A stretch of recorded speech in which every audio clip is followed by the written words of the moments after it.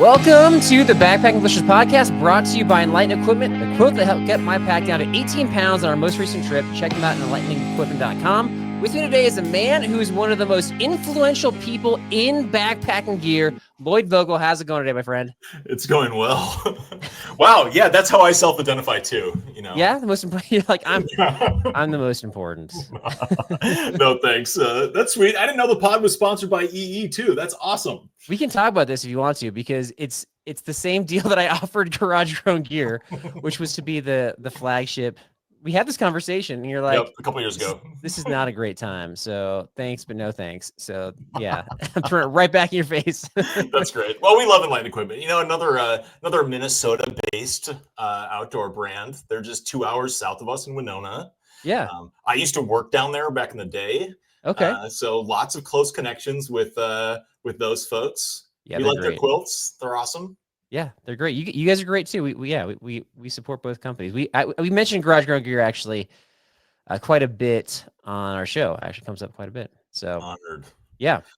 All right. So, and if you don't know, Lloyd is, are you you're the CEO? Is that how you say it? I am. Yep. Okay. I'm the CEO and co-founder. Okay. Yeah, that's my title. I don't really know.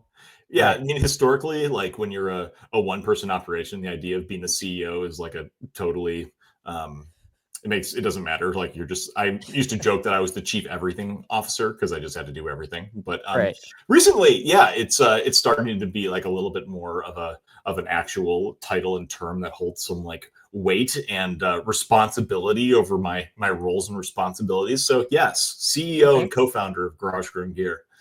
Gotcha. Well, I mean and I think I was going to say this is maybe your first time co-hosting a podcast, but as we were talking before, like you're now getting kind of famous in the backpacking world for being on Dan Becker's YouTube channel. And when you go on it, it's kind of like a podcast as well. Is that fair to say? Yeah, definitely. You know, it's a lot of just back and forth chatting.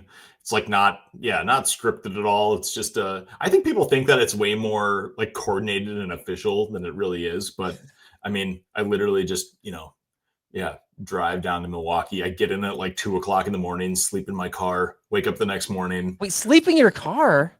Yeah. Wait, he doesn't have a guest room for you? I get in too late, Okay. and I don't want to bug Dan. He's got kids, and he's got his own little thing going on. In his studio, his YouTube studio, he has sleeping bags. You could literally just like set up shop right there. Like his entire basement is dedicated to gear. I mean, he has like probably 20 or 30 packs down. He has more gear than I do. Okay. Like, by far. I mean, I think he gets deliveries every day of random samples. Some ones that he asks for, ones that he doesn't. Right. But I think everyone just like wants him to look at whatever he's got. Yeah. Well, hey, I'll tell you what, if you ever are in my neck of the woods, whether we're recording or not, you got a room to stay in. So that's very kind. Even if you roll in at 2 a.m., like we'll make it happen. So yeah, maybe I need to renegotiate my non-existent contract with Dan. That's right. And speaking of that, okay, so you correct me if I'm wrong, but is the show that you have going on with him, is it basically just like a show and tell show some of the time where you're just like, check out this gear, what do you think about this, what do you think about this price? Is that kind of what it is? Pretty much. Yeah, it's just like a hot takes, like, does Dan think that this is camp worthy? And then pretty much it's based on like, if Dan thinks the product's good, and then he usually has some infuriating take about the price of ultralight gear these days.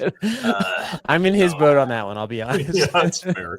And sometimes I take the time to be able to describe like how Dyneema as a fabric just costs a lot of money. Right. But most of the times I just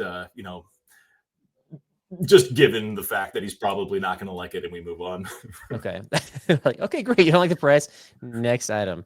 Yeah. Speaking of that stuff, so, I mean, you have so much stuff on the Garage Grown Gear site at this point. Do you know all the gear? Do you sample, like there's food products? Do you sample this stuff? What, like, are you just kind of like hands-on with everything, I guess is my question.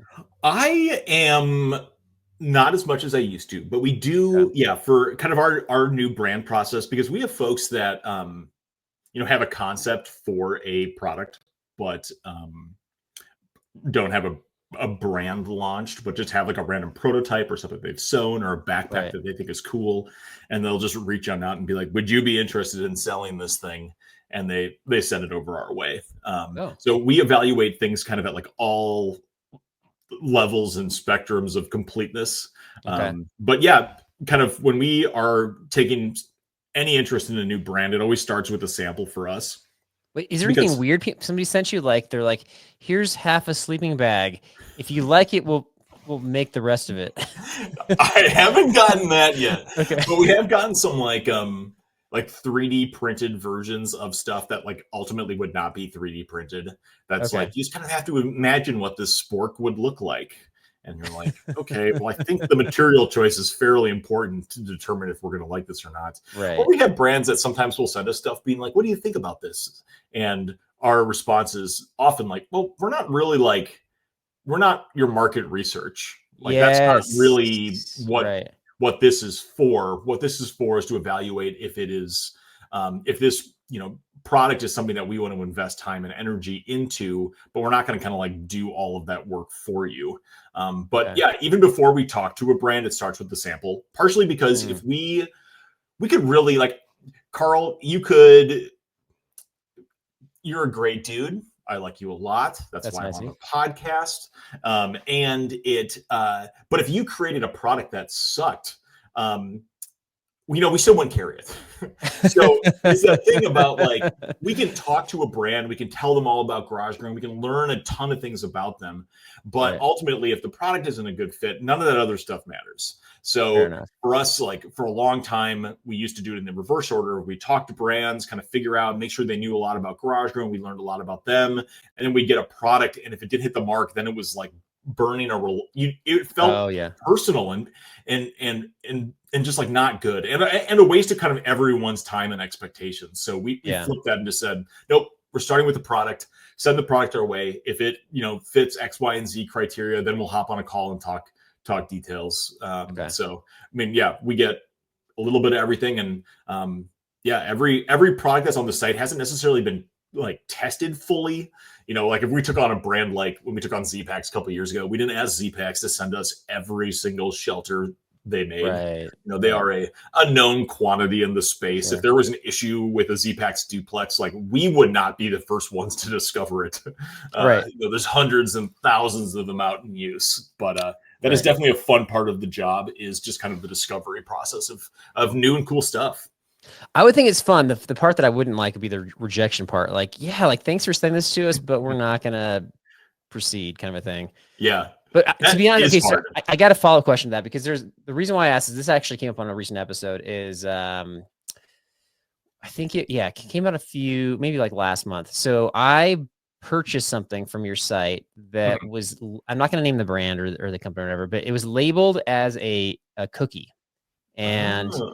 it was just like a healthy cookie. It had, like organic, it had these ingredients in it. And I was like, and I'm always looking for new snacks. And so Mhm. that's actually one of the reasons why I go on your site, is I'm looking for kind of whatever's coming out new in the snack world. And so I ordered it, and I ate one before I brought it on a backpacking trip. And I was like, whoa, I think I spit it right into the trash. And I was like, okay. And I think not because it's so bad, is because I was expecting a cookie. And so, because it's Sure. labeled as a cookie, so I'm like, this should be a cookie. Uh-huh. And it wasn't. It was basically like an energy bar, like kind of like that grainy energy bar bite that was just cut into circles. And I Mm. was like, okay, so this is false advertising, because they're just trying to make a healthy cookie, and a really good healthy cookie simply doesn't exist. If you Yeah, want a that's good cookie, accurate. it's just not going to be healthy, Yeah. and which is fine. But because they labeled it like that, I had a different expectation. And so had I known Mhm. it was like an energy bite, I might have had a different reaction to it. Right. So And do then you you, maybe also would not have purchased it because right. Yeah. Yeah. yeah. Maybe not, depending. So I guess my question is, like, do you ever just tell somebody like, this is fun, like you're mislabeling it, or maybe even just like straight up, hey, this item's just yucky. I don't know. Have you Yeah. ever had that I mean, conversation? we've definitely yes. So there are some brands where we carry like for most brands, we don't carry everything that they make. And a Okay. big reason for that is because we don't think that it fits, or we don't think it's actually that good of a product. You think about a lot of brands in the space, like the chance that all 50 of their products are going to be absolute home runs, or are Right. going to be like, really worth carrying, probably not the case. And especially Okay. with food, there are meals that we've taken down, that we've flash saled out of there or, ask the brand to be able to take on back. That's not usually our favorite, but largely because, there's always people who will like stuff, but if 50% of people are not enjoying a meal, it's just not something that's like worth it. Like there's just so many options that are out there. And we've definitely, because like brands, like part of it is also like a little bit of a marketing spiel, obviously. Like calling something a cookie is like, they want to call it a cookie instead of like a, power cube or like whatever. I have an idea. I think I have an idea of which product you're talking about. Okay. Like I think a lot of times when we don't just for some products, we just like use the product description that they've already made. But for a lot of products, especially if they're like, this product is super great in these conditions. And it's like, well, not really. Like they could be, they're okay in those conditions, but we'll often soften language or just because it can do something doesn't mean that you should list it.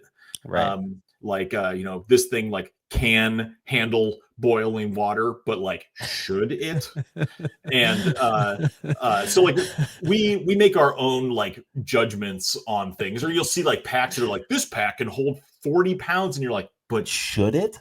Like, we don't want to be like advertising the the extreme use cases of it. Similarly with like sleeping bags and quilts, of like, I don't want any customer coming back and being like, you said this 20-degree bag would be fine in 20-degree weather, and being like, no, did not say that. It does not say that anywhere on the site. Like, I would much rather meet your expectations where or not over promise and under deliver. I feel like that is the worst thing that you can do with gear is surprise people. Similarly to spitting out a cookie, no one wants to get on trail for the first time and be like, oh, I feel like I've been duped. Yeah, for sure. That's funny that you say that. And people will figure out ways to make things work when they shouldn't, even with like, boiling water in the, the Ziploc bag and pouring their food in there and absorbing the microplastics into their food kind of thing. Right. So yeah, they don't need us to tell them to do that. Like, like, yes, you can. Okay. Not endorsing it. I don't know what the long-term health ramifications of that. I'm not a scientist. We don't do those studies. Yeah, for sure. No. All right. So speaking of all these, things that get sent your way, prototypes, whatever. I don't have any prototypes for you, but after we're done chatting with our kind of our main topic for today, I got a couple ideas I'm going to run by you, and you can tell me just the hard and fast truth, like that might work, or that is the worst idea I've heard in a while. So that sounds great. I mean, that coming. Okay.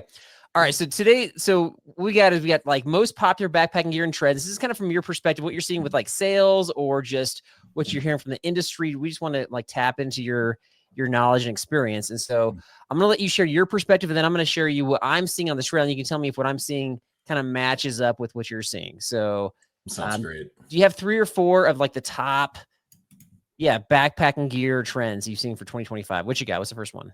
I have 3. Okay. One is, I think we are currently in the year of the water bottle. After, I feel like the Nalgene's, huge deal. Smart water bottles, huge deal. And it felt like, what are the other options? I mean, there are lots of other things that are on the market, but in terms of what is like commonly used on trail, I feel like those really have been the 2. Okay. And then this year we have the Migo water bottle from Miranda that popped onto the scene, and those have been selling like crazy. The Canuck through bottle, which is like pretty much a direct smart water replacement, is coming out of the market. This company Igneous Gear is just launching a new water bottle. So it feels like the attempt to finally kind of like address the issue of single-use plastics. I mean, I think a lot of people who use smart water bottles have like a small colony of them in their basement that could be like up to 10 years old. I do.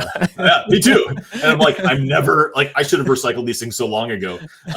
Speaking of microplastics, and I'm sure reusable water bottles also, if that's a concern of yours, is also any form of plastic. But right. But I feel like, in particular this year, there have been a bunch of smaller brands that have kind of entered into the space and said, we are going to try to make a real competitive process to product to move people from smart water bottles to alternatives. Okay, so is that like the flip side of that is, does that mean because of the popularity of water bottles, does that mean that people are figuring out that the water reservoir in their pack is more of a hassle than it's worth, and so that's kind of like decreasing in popularity then? Is that what you're saying? Yeah, I definitely think so. I mean, I Okay. think packs are moving away from any type of hydration flasks or tubes. I think even with Right, the tube's the the issue.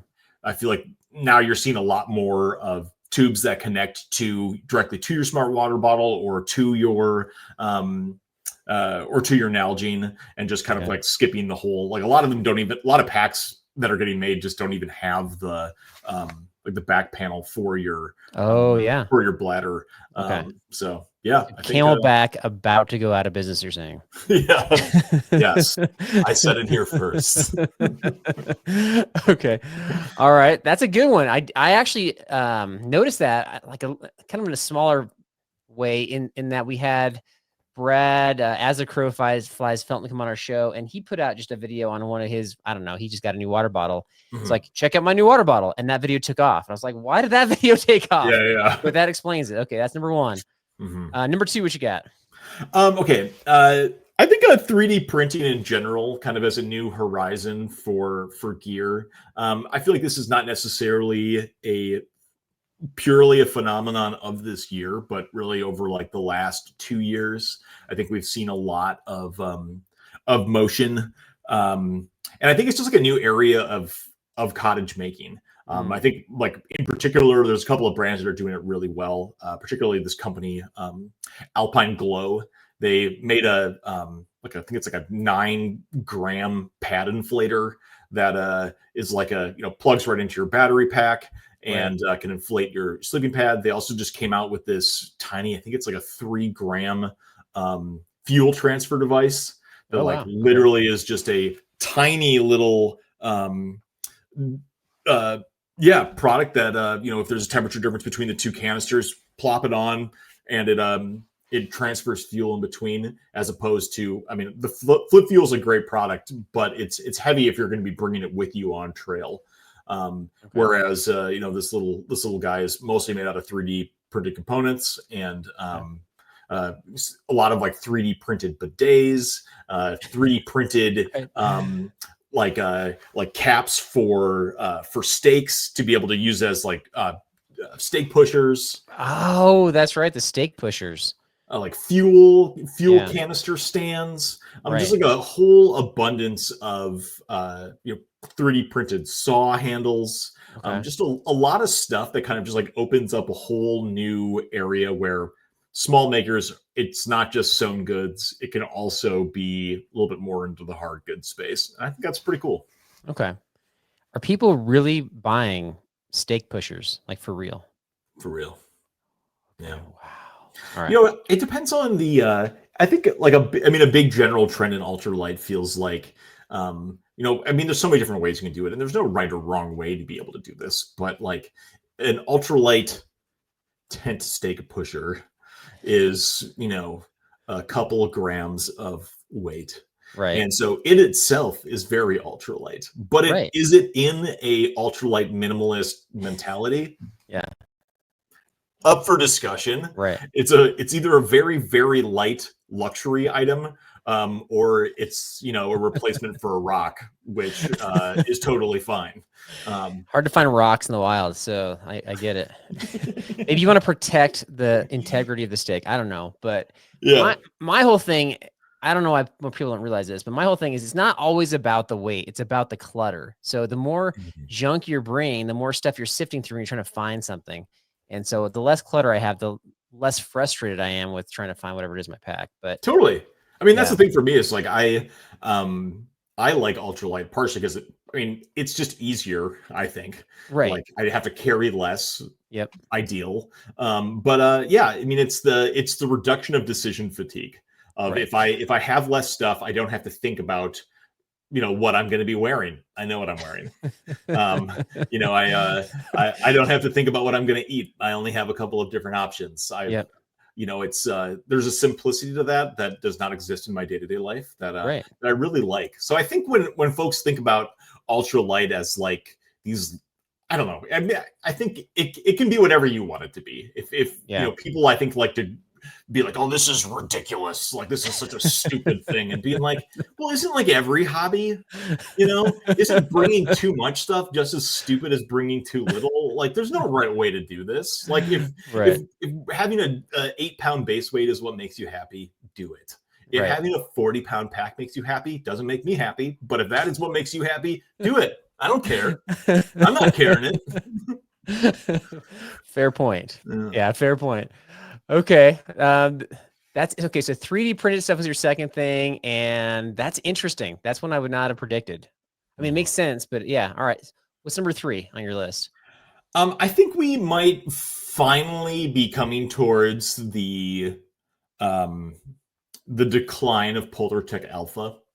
I mean, I think Polartec Alpha is going to be a mainstay in people's kits for years and years and years, but I think it is finally making this transition kind of from a bit of an unknown, unavailable, unattainable fabric to something that has become such a mainstay in the backpacking space that I think people are now starting to be curious about what fabrics are next.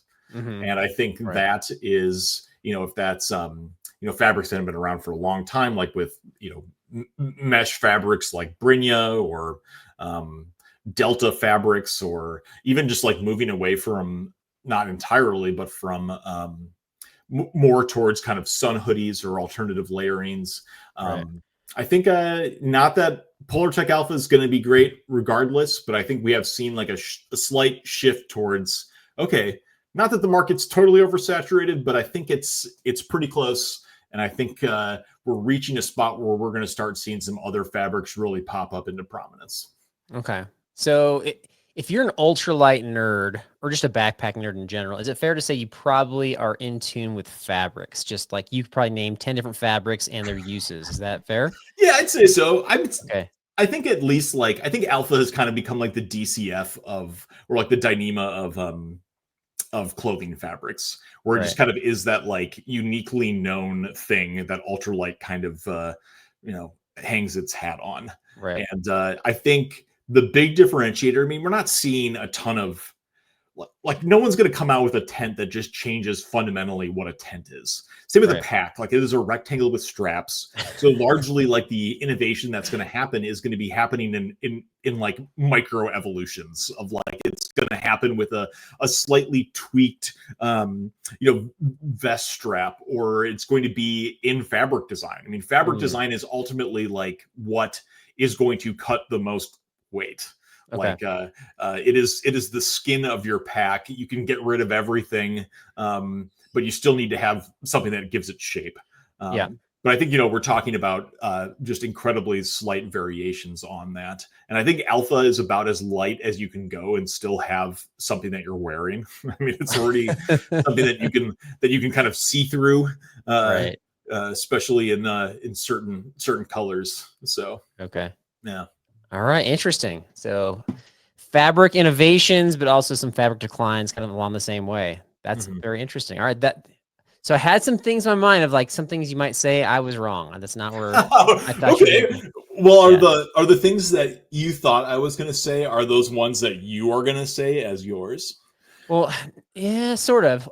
And maybe I'm just behind the times. So like, for example, bags. I'm seeing just an increase in bag production out there and bag passion, really, what I'm seeing. So people are creating kits and they're getting excited about the bags that they have for these kits. And so, and I'm seeing just, whether it's your food kit or your poop kit or your first aid kit, whatever, it's like they have different bags for different kits and they're really excited about the bags. And I'm seeing new companies pop up that are excited for their version of the bags. They look different. They're, this and that. And I get that you need to have some containers to carry things. But what I don't understand is just like people that are just like, I'm so excited about the bag. They're just like the bag passion. So I get that they're handy. I'm not saying that they're not. And if you like having kits and different things and you're very organized and neat and whatever, but just the passion for it, I just, So I thought that was gonna be on the list, I guess. That definitely could be on the list. Like the desire to remove all of the internal compartments within a pack and then to add in your own. Right. To wrap everything in Dyneema, Right. so that you can have your poop kit bag that has little poop emojis on it, Correct. and your first aid kit bag that has little first aid cross on there. Yep. I mean, like I think Hilltop Packs has done like an incredible job of this. Of like, yeah, you could know what everything is in your pack. Yeah, because it's just like they've cornered the market on the bag printing as far as making it unique for sure with the pictures and the emojis and all those things. So cool with their custom stuff. For sure. So I guess one of mine on my list has to do with that. So I can talk about that one first. Yeah. Because you mentioned like taking out the internal compartments of packs. And so a trend that I'm seeing is, and this, the pack trend has been around for a while, where basically they're trying to lighten the load of the pack weight itself for the pack. So they're paring it down by simply removing all of the external pockets. So you don't have the hip belt pocket. You don't have much going on in the shoulder straps. You definitely don't have, you might have some mesh on the sides, but that's about it. There's not a whole lot of pockets. And the trend that I'm seeing is, so people are buying these ultralight packs and their pack itself is very lightweight. And then what they do is then they reinvest in those exact pockets and put them right back on their packs. So you got multiple shoulder straps. You got the ones in the hip belt. You got, I don't know. Yeah. You just got like pockets everywhere. And I don't know that they, so now they're just basically replacing it, but now at a greater cost, because they're buying the expensive pair down pack with the expensive accessories. Am I on like? Yeah, that's pretty accurate. I think the one good thing about that is that it allows you to be able to, depending on kind of like what trip you're going on. If I'm going on like an overnight trip, I probably don't need a lot of those external accessories. But if I'm going on a week-long trip, I can add those things, and it gives me a little bit more volume to be able to hold some of the things that I need. But largely, like if you're going to buy an ultralight pack, its utility is in the fact that it is ultralight. If you load it up with as much stuff as you would carry in a non-ultralight pack, it's going to carry less comfortably than that other pack. It's going to make 20 pounds feel like a lot. Whereas if you have some of those other, if you've got a internal frame and you've got a little bit more substantial hip belt, it'll probably make those larger weights feel more comfortable, just because you're actually going to have the support that you need. So, and I think that's a lot of folks, especially as ultralight has kind of like grown in prominence, people kind of get caught in the allure of ultralight, but they don't actually want to change their behavior.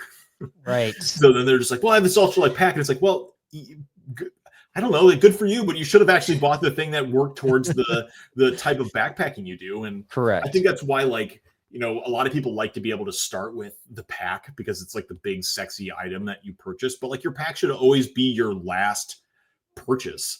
Really? Well, because then you can see if all of your other stuff fits in it. Like, you just don't know what liter pack you're going to be able to need, unless if you're going to bring a 30-liter pack, but you've got a giant Coleman sleeping bag, you're going to have to spend a bunch of money on a pack where your quilt's not going to fit into it. So, I kind of always advise, make sure you got the rest of your kit dialed before you're buying a new pack, because you might just have to end up swapping for something else that doesn't work. Or spending a bunch more money. Yeah, I've done it both ways. And I've heard some people will say, well, okay, well, I'll probably buy whatever, a 70-liter pack, and then realize that that's too big, but I got the space, so I might as well start shoving more stuff in there. And so that's the mistake that they make. But yeah, that's interesting. I guess if you're the way you're describing, if you're dialing in your gear, if you have it dialed in, exactly what you need, then you buy the pack. That would make sense. Yeah.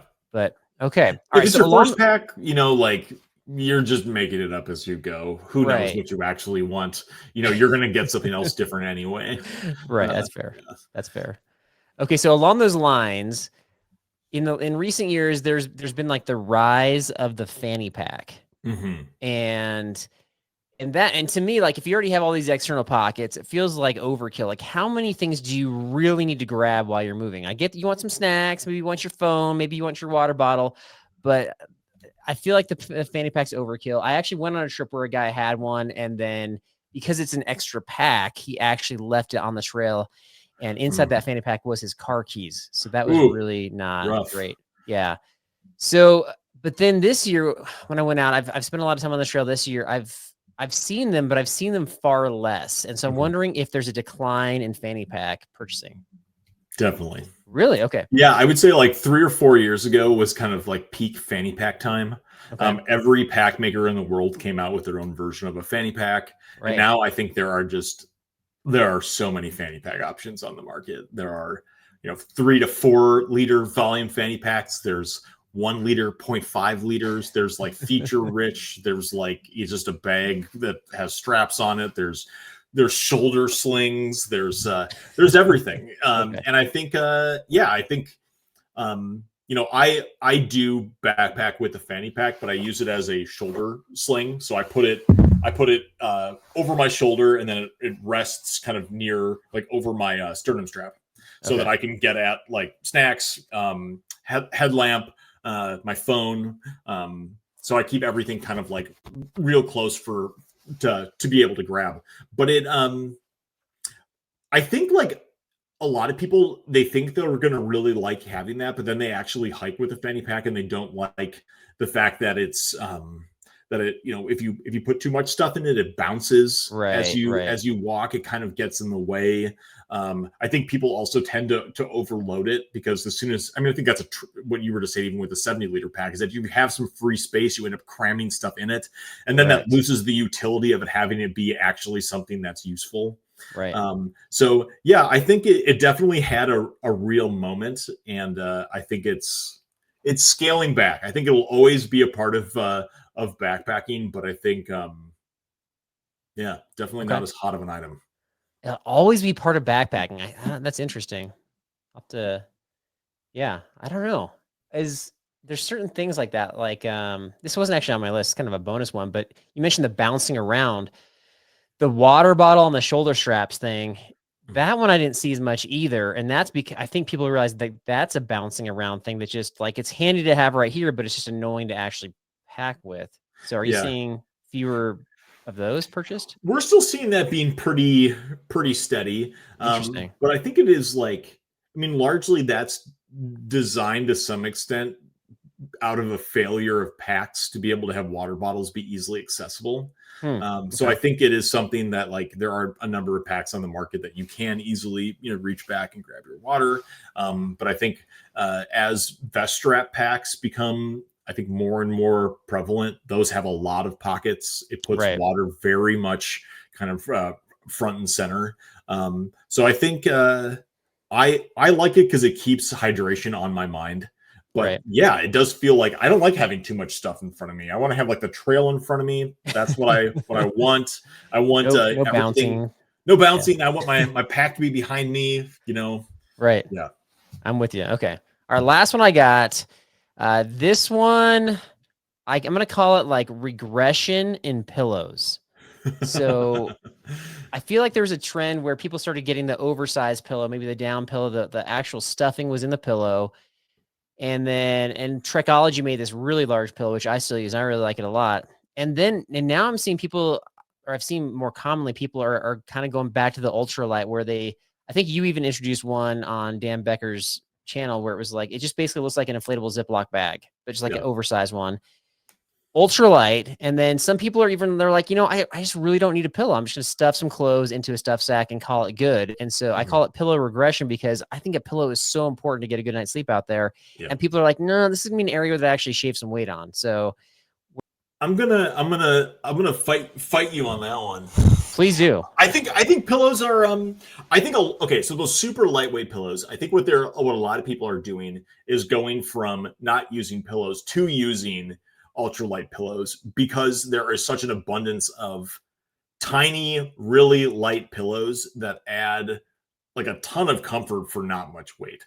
Like for me, I think the one I use is the Dream Nation pillow from Big Sky, and yeah, it is a plastic bag, but at like an ounce and a half, it is the thing. It is like the weight for comfort thing that gives me like the most feeling of humanity when I'm going to sleep. Humanity. You know, where like I just want to feel comfortable. Like I can beat myself up during the entire day, and I can deal with elements, rain, whatever, bugs. But when I'm in my tent, I just like want to be.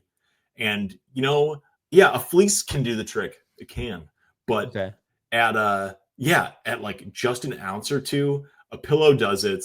And I think you have so many great options from Xped, from Sea to Summit to Nemo, Zenbivy has a really nice light pillow that, it's basically like an inflatable pool toy. Right. But if you put a fleece over that, it gets even nicer. So for me, but you're saying what I'm saying. You're saying that people are going ultralight with their pillows, right? That's what they're doing. And what I'm saying is, like, a couple of years ago, people were bringing the heavy pillows. So that's fair. Yeah. Are you still seeing that? Are people still investing in the heavier pillows as well? I don't think so. Okay, so maybe it's just a perspective thing. I think our crowd never used heavy pillows. They just didn't use pillows. Right. And now we're seeing them move into pillows. But maybe it's just everyone is regressing to there's lightweight, very quality pillows on the market, and that's pulling non-pillow users into pillows, and it's pulling heavy pillow users into light pillows. So you're saying in the last few years, people that may be experienced or semi-experienced backpackers, there's still quite a few out there that were not using pillows. Yes. That's crazy. I think it was generally considered to be a luxury item prior to about a year or two ago. And I think a lot of people would still fight you on the fact that it is a luxury item. That's crazy, man. Yeah. That's crazy. But I'm not one of them anymore. And you know what? It's just not a like, I don't know. I just did the Centennial Trail in South Dakota like a month and a half or so ago, and I had an 8-pound base weight with a pillow. I don't like. You can go ultralight and bring a pillow. Oh, absolutely, for sure. I mean, the inflatable pillow has been around for like 30 plus years. So that surprises me that people. Okay, that's interesting. I think it's just like a little bit of like the uber masochistic ultralight has kind of faded out. Yeah. There's always going to be that extreme of trying to push what ultralight minimalism can be, but it's no longer what ultralight is. Ultralight has definitely become way more of a mainstream term and a mainstream activity. And the people that are doing super ultralight stuff, maybe it's even a larger number of people than it was, but it's a way smaller percentage of the overall market than it used to be. Interesting. Okay. Yeah, that's interesting. All right. Well, I think we hit on some interesting trends in gear for 2025. And speaking of interesting things, I got a couple suggestions for you. So here we go. All right. So this first one's inspired by one of my co-hosts, Derek.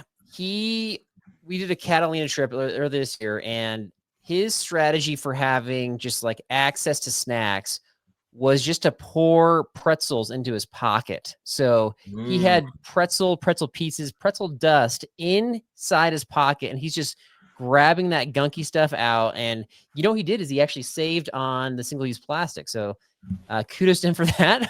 But then in the end, he's just left with a gunky pocket. So whether it's a gunky pocket, a gunky tent, whatever you want to call it, I would like to propose what I would call like a pocket dust buster, where it's a mini vacuum. It could be 3D printed, plugged into your external battery, and it just sucks the crumbs out of your pocket, out of your tent, maybe even off your face. And then it's ultralight, and you can just like dump out the crumbs because they're biodegradable. So wow. What do you think about that one? I love it. Okay. I think I can see a ultralight pad inflator that can also kind of be a fan. Like there's this little ultralight pad inflator from this company called Rex Creations. Yeah. That like it can get some air flowing. And I wonder if there could be a little attachment that could be like a little dust buster for your pocket, because they could be, if you're in bear country, that could be dangerous. But I mean, pockets are an unused space for backpackers, and what better than storing some pretzels? Okay, if your next meeting with them, if you have one, and you want to run that idea by them, like, feel free. I have no ownership over that idea. Well, I mean, my Dyson has a whole bunch of different attachments, so why not have a pad inflator that comes with like a little shop vac? Okay. See, I think you took my idea and made it better because now you're kind of making it multi-use, multifunctional, which is like part of the ultralight system. So, all right, there we go. I'm glad we're collaborating.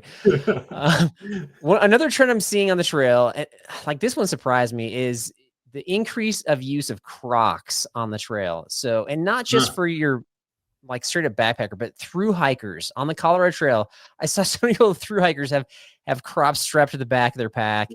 I saw some people hiking in the Crocs. My favorite one was somebody had gaiters on, hiking with Crocs on. So they're keeping the dirt out of their ankles, but they're just going right through the holes. Yeah. That makes no sense. To this woman's credit, she finished the trail. So whatever system she had going on, she finished. Anyway, so what they don't have, though, is they don't have winter Crocs, winterized Crocs. So these are, if you want to hike in Crocs in the winter, what you got to do is you got to fill in the holes. And then on the bottom, you got to add like little studs, kind of like those car like studs. Micro spikes. Yeah, like micro spikes that you have traction on the snow and the ice. So I'm going to call them winterized Crocs. What do you think? Love it. I mean, I think yeah, I don't understand Crocs for trail. I mean, my background was in paddle sports, so like your feet just get wet and you just deal with it. Right. And like that is just part of the thing. And your feet are wet and then it's, you know, you dry your stuff out and over time that happens. And so like I don't know, I've never really felt this like burning desire to keep my feet dry at all costs, which I feel like for some folks in river crossings that is like the end all be all. That is true. That is true. Which yeah, so I don't get the Crocs thing. They're also super heavy for something that you don't like use much. Yeah. Which you know, carry a pair of flip-flops and you know, like, yeah, it's not gonna be perfect if you're crossing some like really raging river, but if it's not gonna work for that, you probably shouldn't be crossing the river at wherever you're crossing it. You know, yeah, winterized Crocs. I mean, why not? I mean, I would use them to go back and forth between my trash can and my in my house. Even though they have the fuzzy ones that are they do. That's not the same. Not the same. Different. They don't have the grip on the bottom, and the holes are still there, so it can gunk up the fuzz. That's a good point. Yeah, I think I feel like Croc could make this happen. I mean, they have like platform Crocs. They have like high heel Crocs. I don't think I knew that. I think this actually would not be that out of left field to be able to have like a mountaineering Croc. You know. That name is way better than mine.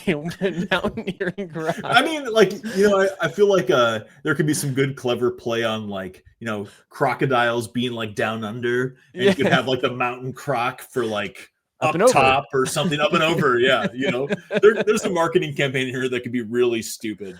Yeah, I don't know if you have a relationship with the Croc people, but yeah. I don't. I should though. I'll work on it. All right.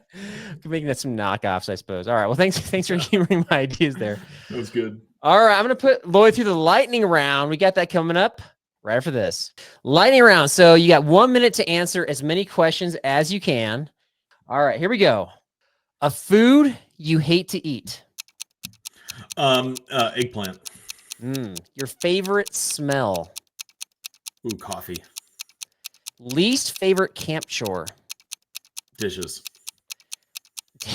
A surprise garage grown gear product that actually sells. Atotech bear bags. It's their best selling product in garage grown gear. Wow. A line or favorite part from the Back to the Future series. Never seen it.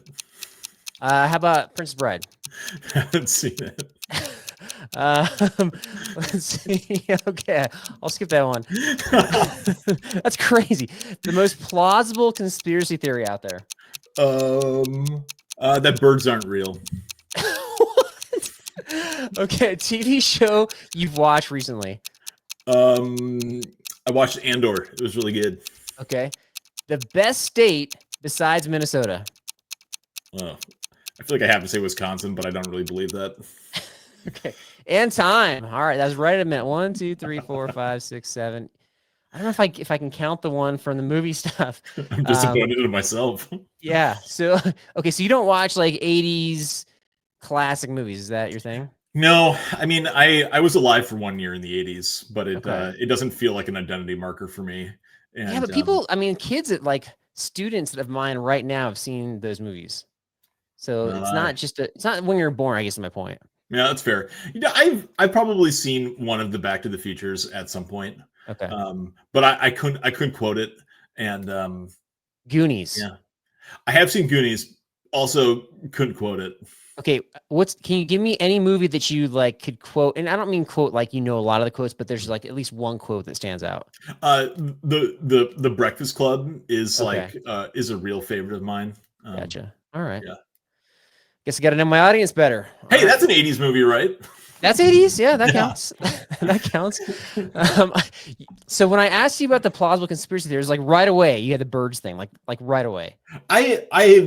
I believe, for the record, I believe that birds are real, but I love the conspiracy that yeah, I mean, I think it's like it's vaguely political, but this idea of like trying to create artificial controversies to make other conspiracies feel more absurd. And yeah, it's just like a group of protesters that would just go around being like, birds aren't real. They're, government drones that watch us. And it was right. The idea was to poke fun at other conspiracies because they felt as stupid as saying birds aren't real. Yeah, okay, so you feel like it's to kind of poke fun at. It's not a sense of like misdirection where people are like, well, yeah, of course birds are real, and of course there's no aliens or Bigfoot. Like, of course, yeah, like I think it's a little bit of both. It's that idea of like, yeah, bait someone into an argument about birds not being real. Yeah. And you can also like bait someone into an argument like as silly as saying that is, it is also as silly to say that the moon landing isn't true. Right. It's equally absurd for me to be able to think that I have any perspective on any controversy that is worth knowing. What expertise do I have on that? Why would I know of all the people in the world if the moon landing was real or not? Well, maybe you've been watching YouTube channels and listening to podcasts. Who knows? That's why I asked the question. Yeah, that's fair. All right. Well, thanks for playing along. Okay, so we got a couple tidbits. First one I got, we have somebody who's checking in from Australia, a guy named Ian. He's got his own YouTube channel, actually. Super fun guy. He was wondering if anybody used baby food instead of freeze-dried meals because baby food is significantly cheaper. Have you heard that as a trend? No. Okay. I have not. All right. Well, I think, Ian, you're on your own with that one. Okay. Also, let's see. Coming out this week, we got a new bonus episode on Patreon about the most overrated and underrated gear according to the experts. That's coming out on Thursday on our Patreon.